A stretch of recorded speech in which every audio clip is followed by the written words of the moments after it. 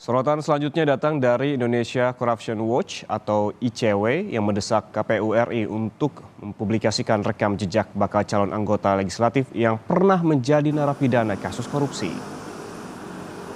Peneliti Indonesia Corruption Watch, Kurnia Ramadana menyebut ada 15 bekas narapidana korupsi yang namanya masuk dalam daftar calon sementara tingkat DPR dan DPD RI di pemilu 2024. KPU diharapkan transparan mengenai kedudukan hukum dari 15 nama bacalek tersebut. ICW meminta KPU untuk menghormati.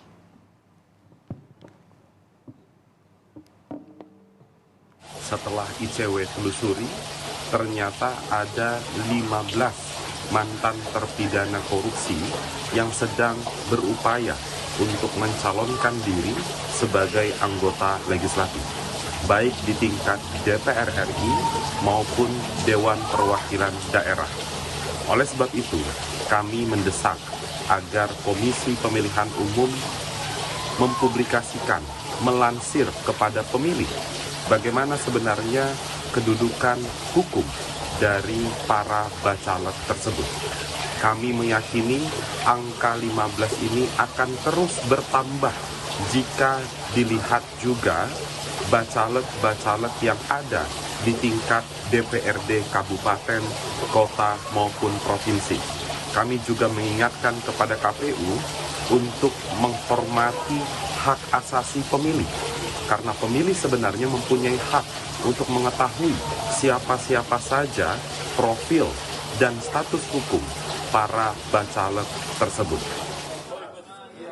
Politisi yang juga anggota DPR RI dari fraksi PDI Perjuangan, yakni Masinton Pasaribu, menyebut KPU harus konsisten dengan putusan Mahkamah Konstitusi tahun 2022 dan 2023 bahwa mantan terpidana yang dituntut 5 tahun penjara tidak bisa serta-merta maju untuk dicalonkan.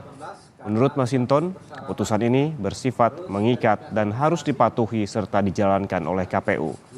Soal rekam jejak bacalek, menurut Masinton, KPU juga harus mengumumkan ke publik sehingga masyarakat bisa melihat kapabilitas dan kualitas dari calon wakil yang akan dipilih pada pemilu 2024 mendatang. Harusnya KPU memang harus konsisten dengan putusan MK tahun 2022 dan tahun 2023 yang final dan mengikat, di mana eks terpidana yang dituntut di atas 5 tahun penjara itu harus 5 tahun kemudian bisa mencalonkan dan kemudian diumumkan kepada publik. Ini terkait dengan persoalan rekam jejak agar publik bisa mengetahui, penting sebagai sebuah informasi kepada publik dan terkait dengan rekam jejak calon-calon legislatif.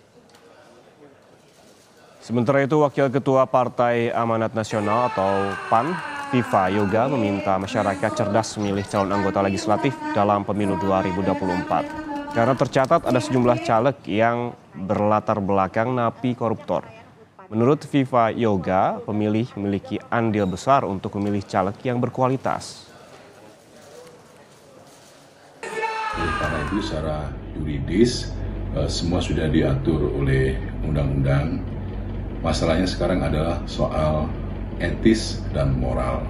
Soal etis dan moral menimbulkan persepsi yang pro kontra di tengah-tengah masyarakat. Oleh karena itu, Partai Amanat Nasional berharap agar pemilih sebelum melakukan pemilihan harus betul-betul mendalami, menghayati, memahami siapa yang akan dipilih. Karena prinsip memilih itu adalah one person, one vote, one value.